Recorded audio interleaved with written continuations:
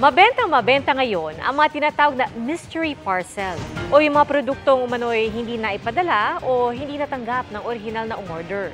Pero ang tanong, legal ba yan? Ang sagot ng DTI sa pagtutok ni Danoting Junco.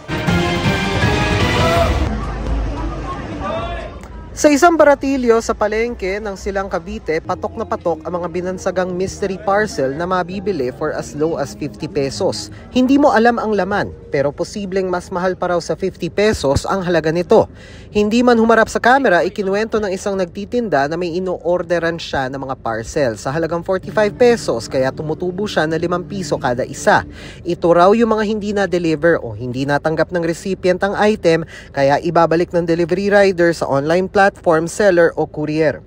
Pagbalik, tatanggalin ang sticker kung saan nakalagay ang pangalan at address ng original recipient, saka na raw ito ibebenta bilang mystery parcel. Maging online, may mga nag-aalok ng mga umano'y mystery parcel. Giit ng nagtitindang nakausap ng GMA Integrated News, walang illegal dahil in-order din naman daw nila ito online para ibenta. Pero kung Department of Trade and Industry ang tatanungin, kung walang pahintulot mula sa original na nag-order, maituturing na fencing o pagbili o pagbenta ng nakaw ang ginawa sa unclaimed packages.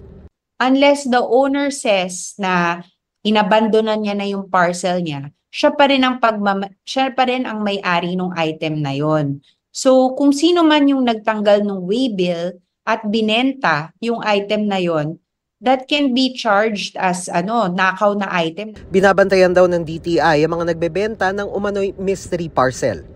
Meron kaming online monitoring unit. Yan ay pwedeng ipa-take down ng DTI or ipa-show cause or bigyan ng notice of violation. Para sa GMA Integrated News, Danoting Junco, nakatutok 24 oras.